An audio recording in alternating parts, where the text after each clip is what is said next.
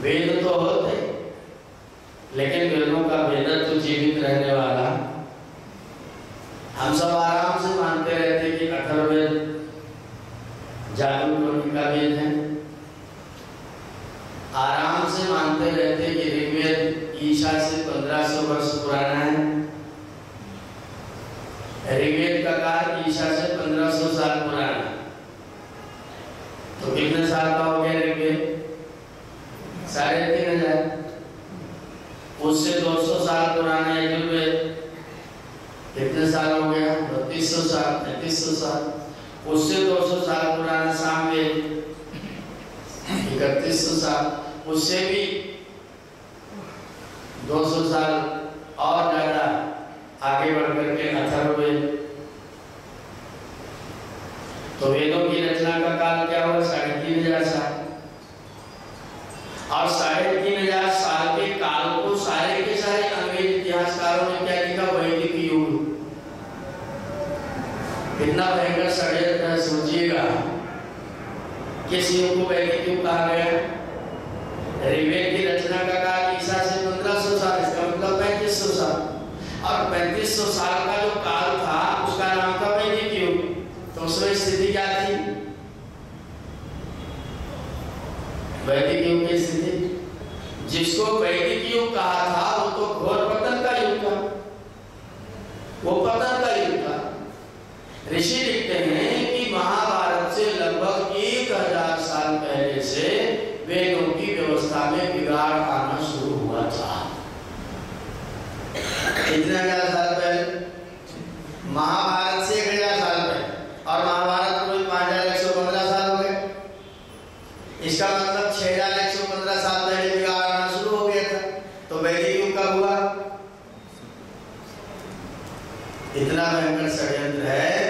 और हमारे आज भी हमारे विश्वविद्यालयों में यही पढ़ाया जा रहा है कि वैदिक युग वही वाला है। आज भी ऋषिवरदान सरस्वती अगर नहीं आए होते कदाचित, तो आज क्या स्थिति होती?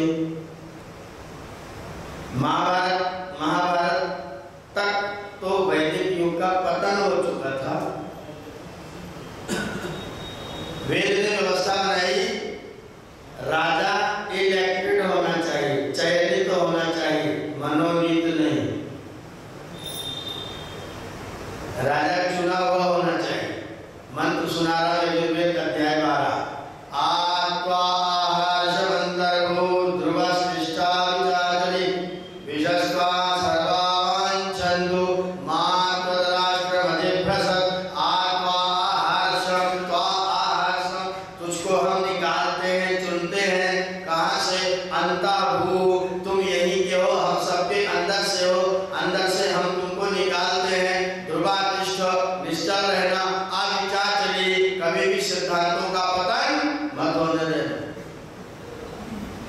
शर्त रखी विशेषता सर्वावांछन्तु, जिसको सारी प्रजाएं चाहें वो राजा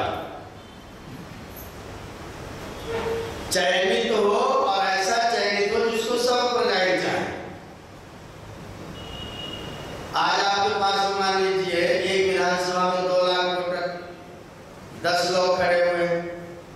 अगर सारे लोग वोट डाल दें तो 20-20 हजार वोट बढ़ेगा। अगर किसी का 20,001 वोट हो गया तो वो जीत जाएगा। तो जिनका 19,999 करके वोट बना, वो 9 लोगों का था, मैंने 1,80,000 विरोधी और 20,001 आदमी अनुकूल। और वो हमारा है, वो हमारा राजा। विरोधी 1,80,000 और अनुकूल कितने हैं? 10% का राजा है कि 90% का राजा? 10% का राजा है हमारे पास में, 10% का राजा है।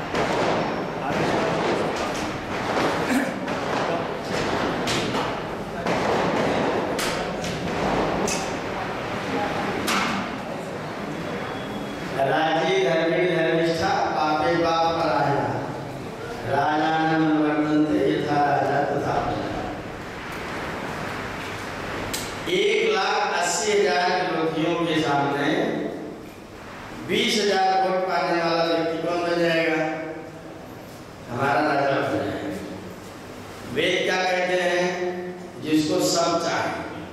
और यहाँ कौन है? जिसके विरोधी ज्यादा और अनुरोधी कम, वो हमारा राजा। और सुनिए, वेद भगवान ने इलेक्शन का अधिकार किसको दिया है? सबको नहीं। क्या कहा? विद्वान लोग राजा का चयन करें। कौन चयन करे? विद्वान। अगर विद्वान लोग राजा का चयन करेंगे तो कैसा चयन करेंगे? बड़ा विद्वान मूर्ख। अच्छा, सारे चोर मिलके चोर चयन करें तो बड़ा चोर की छोटा चोर? चोरों का उस्ताद कौन होगा? बड़ा चोर। मूर्ख लोग चयन करेंगे तो किसको? महामूर्ख को। विद्वान लोग चयन करेंगे तो किसको? विद्वान। ऋषि कहते हैं विद्वान राजा का चयन करे और विद्वानों की जो शक्ति हो राजा को हटा नहीं सके, उसी को अधिकार। राजा विद्वानों के अधीन कार्य करे। हमने राज्य लोकतंत्र, वेद में भी लोकतंत्र का वर्णन। इमाम देवा यजुर्वेद अध्याय 9 मंत्र संख्या 40। इमाम देवा आसावत्नम सुवध्वम, इमाम देवा आसावत्नम सुवध्वम, महते ब्राह्मणाय, महते राजन्याय, महते क्षत्राय, महते ज्येष्ठाय, जान राज्यस्य इंद्रियाय, जान राज्यस्य जनताय राज्यस्य। राज्य किसका? जनता। लेकिन चुनने का अधिकार किसका? कष्ट पैर में होगा लेकिन दुख पंडित जी को, बुद्धि को। जो विद्वान होगा उसको चिंता हो, और जो विद्वान नहीं है, जानकार नहीं, उसको चिंता, उन्हें कोई चिंता नहीं। चयन करने का अधिकार विद्वानों को हो। अगर आज लोकसभा में प्रस्ताव पारित करा दिया जाए कि पीएचडी के वोट की मात्रा होगी 25,000 और प्राइमरी के वोट की मात्रा होगी 5, तो नेता लोग किसके पास जाएंगे? भाग भाग के। अभी आते हैं विद्वानों के पास नेता। अभी यूपी में चुनाव हुआ, शराब की दुकानों पर खुली छूट दे दी, मेरे नाम से पियो। ठेका दे दिए, पैसे हम कहेंगे, जिसकी मर्जी आए वो जाकर के पियो। सारी यूपी की दुकानें 15 दिन तक फ्री। कितने लोगों का बलिदान हुआ होगा भगवान जाने। और 50-50 रुपए सूरत से 70 रुपए की साड़ी मंगा की महिलाओं को बांट दिए। वोट की कीमत कितना होनी चाहिए? 70 रुपए। कितना भयंकर दुर्भाग्य है, बड़ा दुर्भाग्य इस राष्ट्र का, इस देश का। जहाँ वेद का ज्ञान हुआ, जहाँ वेद का राज्य होना चाहिए था, वहाँ 50 रुपए में एक व्यक्ति के वोट की कीमत है। विद्वान वोट देने लाइन में खड़ा होने जाता ही नहीं। जो वोट का परसेंट है वो कटता किसका? नीचे वालों का, ऊपर वालों? ऊपर वाले वोट देने नहीं जाते, नीचे वाले जाते हैं। नीचे वाले जाते हैं तो नीच को चुनते हैं। नीचे वाले ऊंच को चुनेंगे क्या? वेद ना होगा तो वेदना तो होगी। वेद का राज्य नष्ट हुआ। राजा का चयन करें विद्वान, विद्वत समिति चयन करे विद्वान लोग, राजा का चयन करें विद्वान राजा हो। मूर्ख लोग राजा का चयन करें तो मूर्ख राजा हो। हमने पता नहीं कहां से नियम बनाया, बीच में व्यवस्था भ्रष्ट कैसे की? राजा का बेटा राजा होगा। तेजस्वी नायक फेल हो जाए तो भी वाइस मुख्यमंत्री तो हो ही सकता है।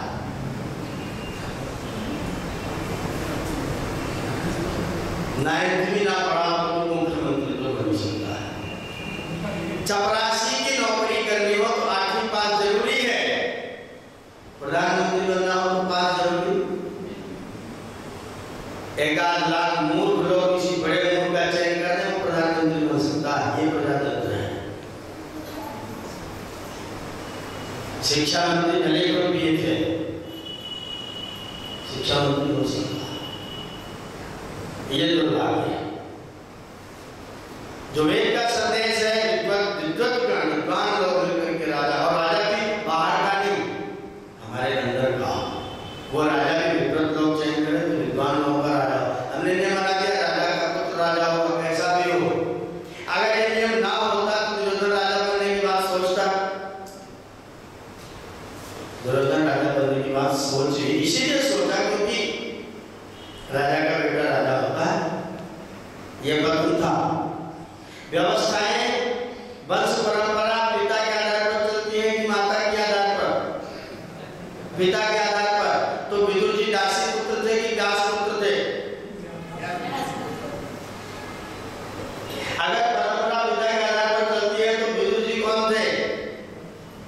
व्यास पुत्र। लेकिन उनको राज्य क्यों नहीं दिया गया? दासी पुत्र।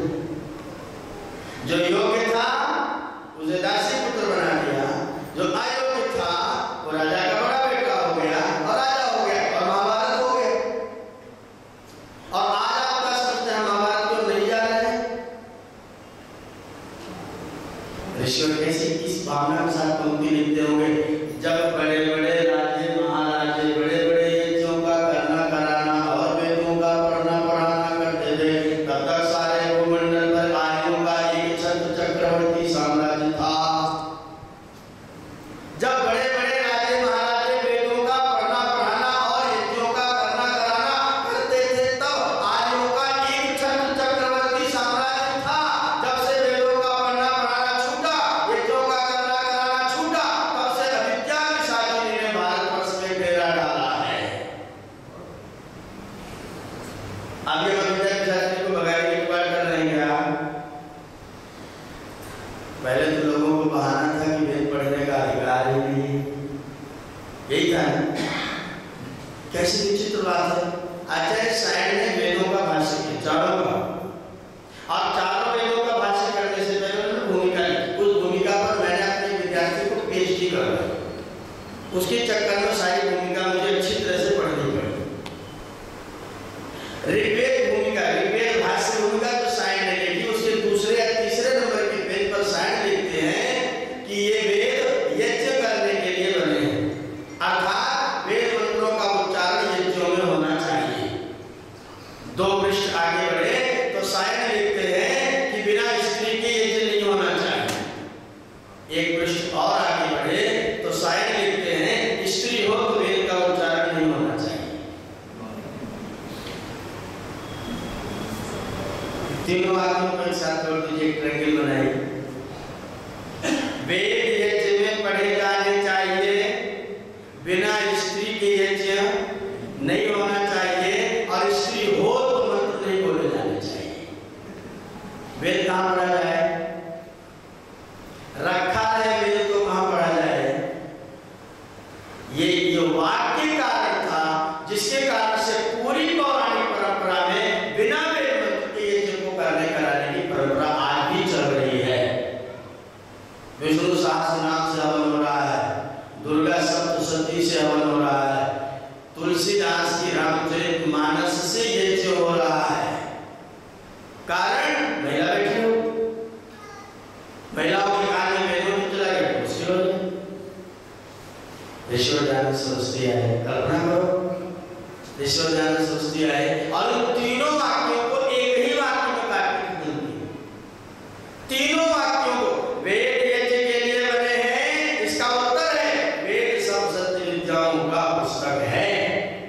स्त्री को नहीं पढ़ना चाहिए, वेद का पढ़ना पढ़ाना और सुनना सुनाना सब आर्यों का परम धर्म है, छोटा मोटा नहीं, सर्वश्रेष्ठ सर्वोत्कृष्ट पहले नंबर का यदि कोई धर्म है तो वेद का पढ़ना और पढ़ाना सब आर्यों का धर्म है।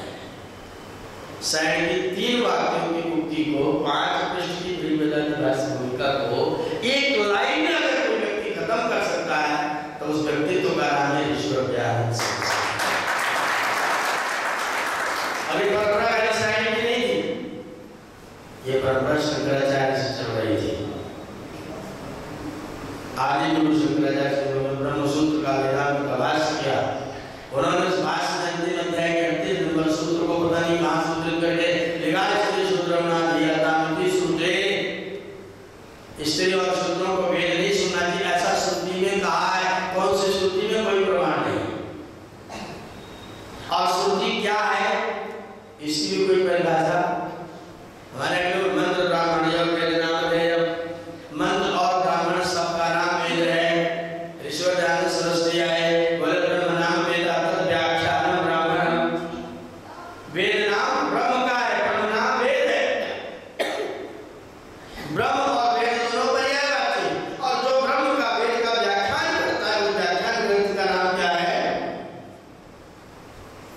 फिर ऋषि कहते हैं सुनो, वेद तो ऐसे प्रमाण है जैसे सूर्य प्रमाण है।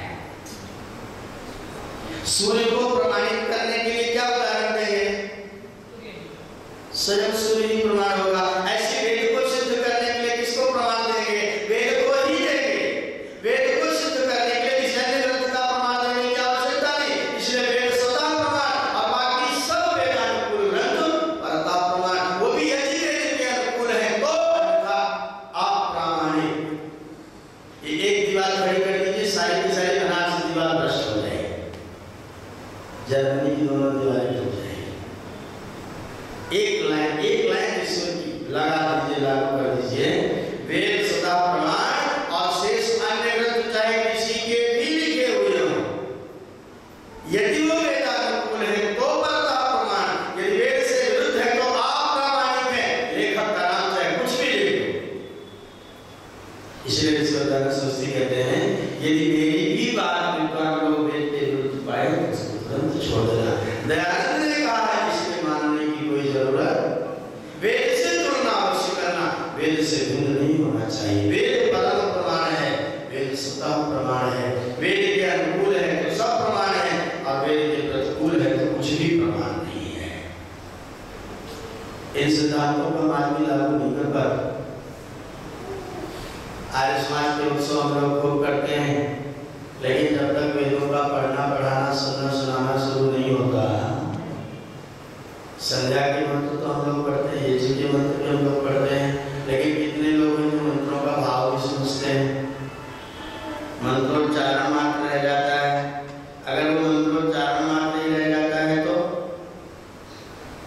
मैं उसको खराब नहीं मानता, फिर भी मैं उसका समर्थन नहीं करूँगा, लेकिन उच्चारण के साथ में अर्थ भी हो तो अगर हम मंत्रों का अर्थ जानते हैं तो कैसा भाव प्रकट होता है, आनंद आ जाता है। मैं तो देखता हूँ किसी भी प्रकार की समस्या आपके समक्ष प्रस्तुत हो, पारिवारिक, शारीरिक, सामाजिक, राष्ट्रीय, अंतरराष्ट्रीय, किसी भी प्रकार की समस्या हो, समाधान आपको वेद में मिलेगा, और ऐसा समाधान मिलेगा जिसकी कोई काट ढूंढने पर भी मिलने वाली, क्योंकि मूल है, क्योंकि मूल है। वो जो समाधान प्रस्तुत करता है उत्तम कोटि का समाधान।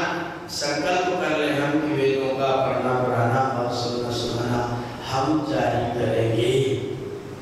अगर मैंने आज भी संकल्प करके वेदों का पढ़ना पढ़ाना नहीं किया तो ईश्वरदास सरस्वती के आने के बाद से वास्तव में वेद वेद हुआ, अन्यथा तो वेदों के भाष्य थे,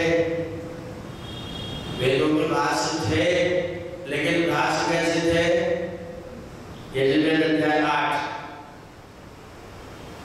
वाचन्ते सुन्दामि, प्राणन्ते सुन्दामि, चक्षुस्ते सुन्दामि, श्रोत्रन्ते सुन्दामि, पायन्ते सुन्दामि, नेत्रन्ते सुन्दामि, आत्मानन्ते सुन्दामि, वाचन्ते सुन्दामि, प्राणन्ते सुन्दामि, चक्षुस्ते सुन्दामि, श्रोत्रन्ते सुन्दामि। इतना सरल है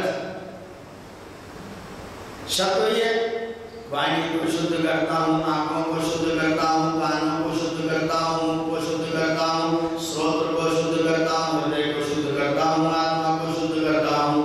मई ने भाष्य लिखा, वाक्य शब्दार्थ वही, कुछ भी अंतर नहीं। भाष्य क्या लिखा? जब राजा अश्वमेध यज्ञ करता है तो मरे हुए घोड़े और बकरे के अमुक अमुक अंग पर कुश से जल छिड़कता हुआ राजा कहता है, वाचन्ते सुन्दामि, प्राणन्ते सुन्दामि, चक्षुस्ते सुन्दामि।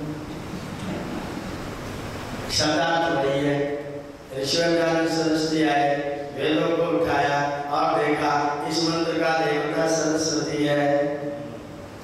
इस मंत्र का देवता सरस्वती है। सराय के चार नाम है, भगवती सरस्वती। सरा कहते हैं जान को, वो जिसके पास है वो सरस्वती है। अर्थात इस मंत्र में विद्या के देवता का वर्णन है।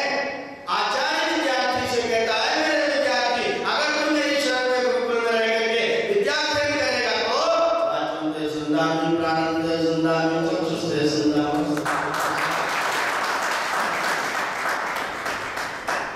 जोड़ दीजिए उल्टा सीधा जगह। उन्होंने जोड़ दिया अश्वमेध में घोड़े की पूंछ के साथ, ऋषियों ने जोड़ दिया अश्वमेध में आचार्य और गुरु के साथ, विद्यार्थी के साथ। अश्वमेध राष्ट्र, अश्व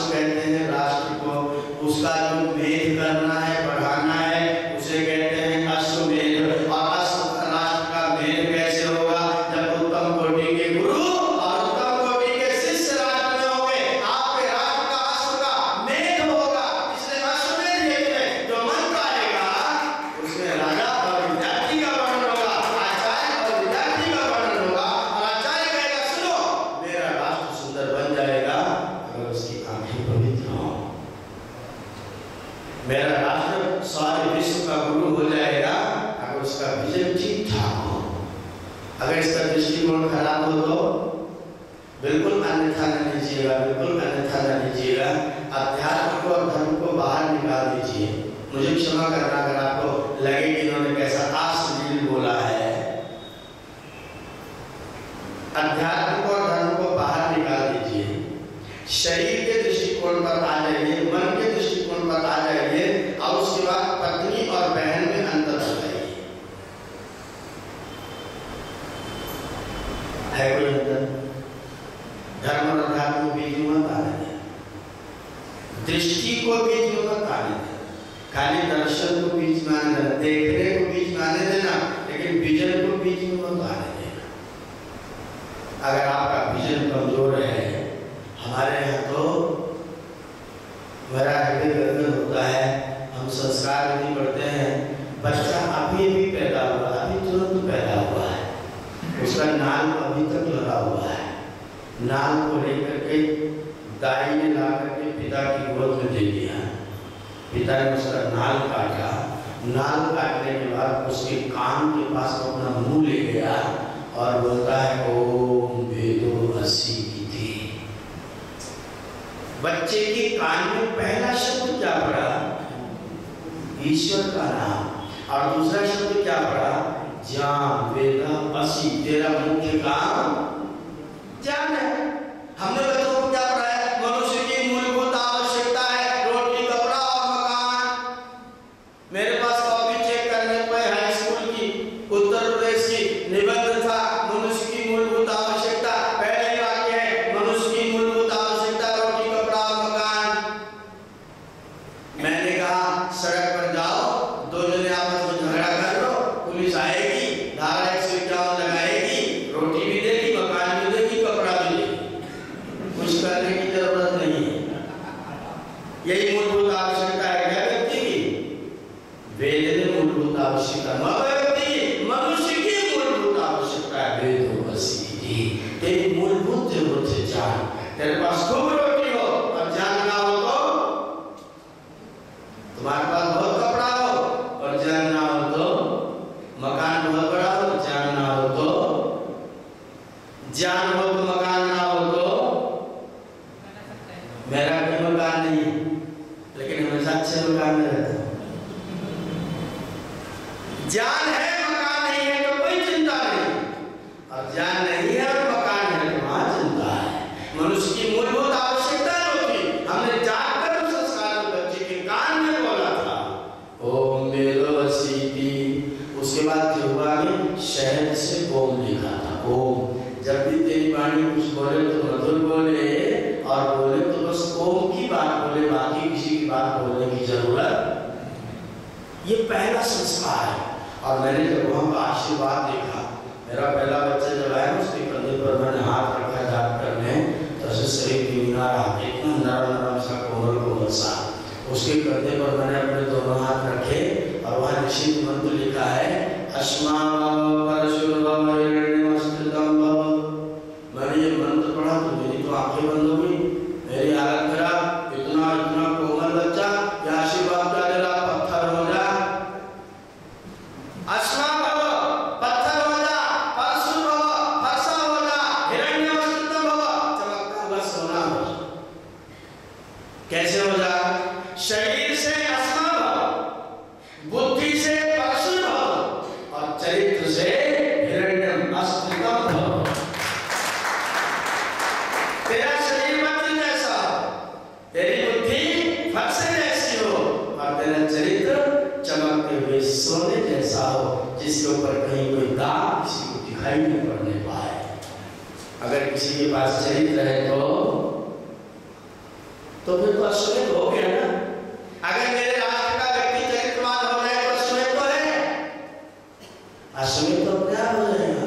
और मैं घोड़े की करता रहूं तब तो अश्वमेध नहीं होने वाला।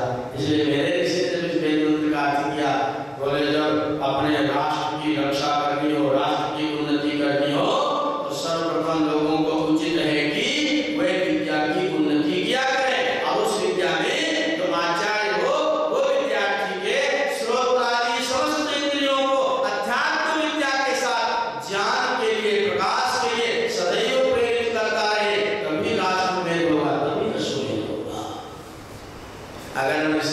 भाष्य को पढ़ते हैं तो अश्वमेध हो जाता है, ऋषि के भाष्य को छोड़ देते हैं तो वेद रहते हुए भी वेदना छूटती नहीं है।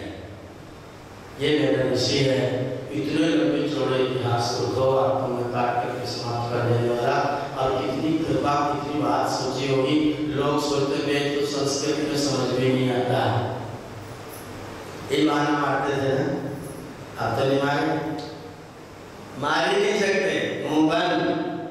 आज की तारीख में गुजराती में चारों वेद, मराठी में भी वेद है ना। आपके घर में मैंने देखा, भाई निर्मला माता जी घर में मराठी में वेद में कहीं देख के आया।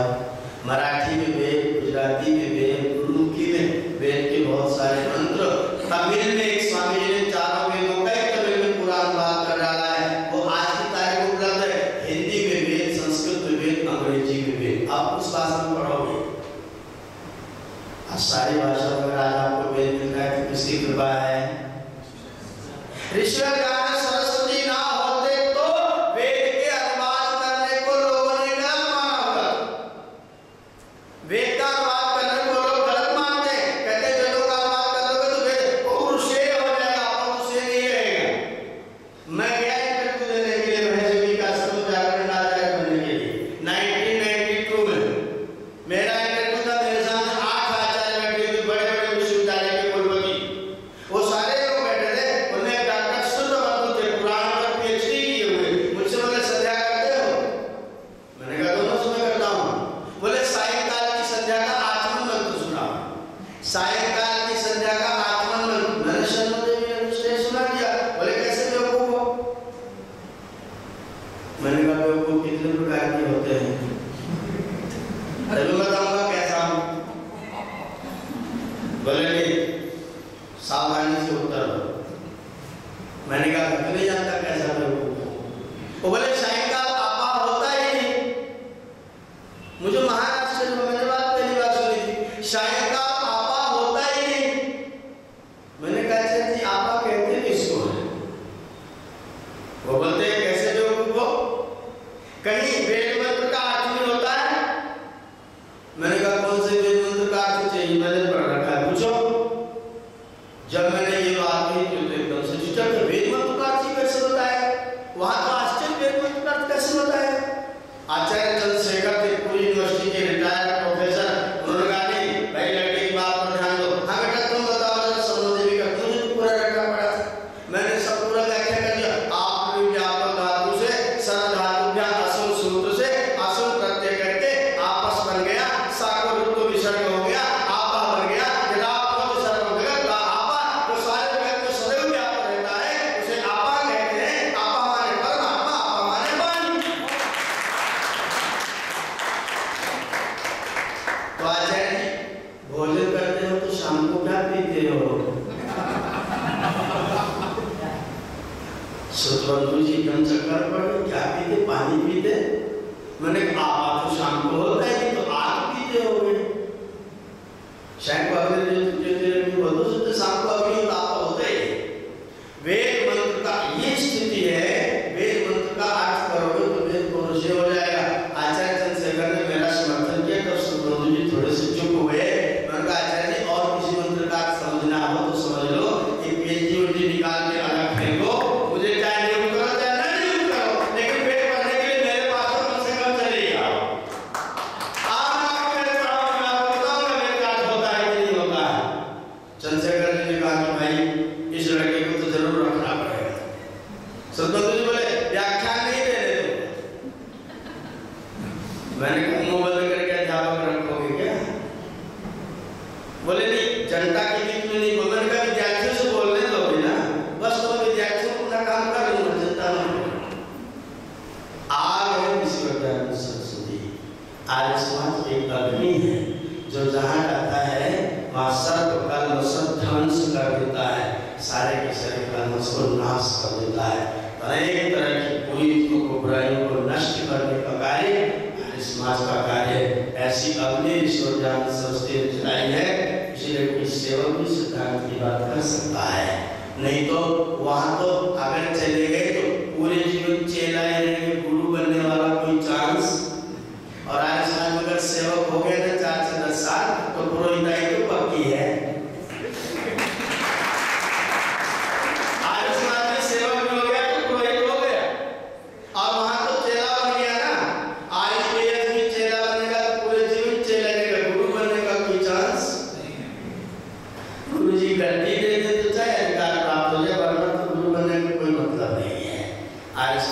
आता है, हम लोगों को गुरु बनाते हैं, वो लोगों को चेला बनाते हैं। बस ये अंतर है समाज के पास। अगर आप आते हैं, वेदों का अध्ययन स्वाध्याय पढ़ना पढ़ाना करते हैं, आपके जीवन में प्रकाश होता है, आपके जीवन का ऐसा सुंदर श्रेष्ठ उत्तम कोटि का रास्ता मिल जाता है। जिस रास्ते पर चलते चलते ये निरक्षर नहीं सके, जिस रास्ते पर चलते थे कभी कोई हानि कोई नुकसान होने नहीं पाता। मेरे गुरु का नाम था मूल शंकर, नाम था मूल शंकर। खोजने निकला था मूल और खोज करके बताया था मूल। सब सत्य विद्या और जो पदार्थ विद्या से जाने जाते हैं उन सब का आदि नाम था मूल, खोजा था मूल, पाया था मूल, बताया था मूल। जो ज्ञान की बात करे वो ज्ञानी, जो बल की बात करे वो बली, और जो मूल की बात करे वो मूली, और जो मूल की बात ना करे वो महामूली।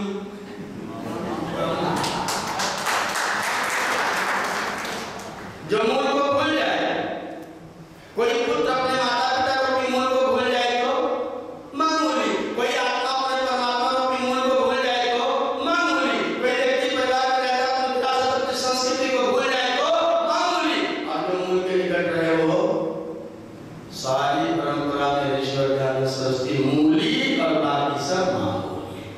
और जो कुछ ऋषि की शरण में आकर के आज समाज में आ जाए वो मूली और बाकी सब तो मामूली बनना है कि मूली बनना है? मूली बनना है तो फिर आज समाज की शरण में आइए, वेदों का पढ़ना पढ़ाना कीजिए, ईश्वर का धन्यवाद कीजिए, उनके बताए नाम पर चलने का प्रयत्न करिए।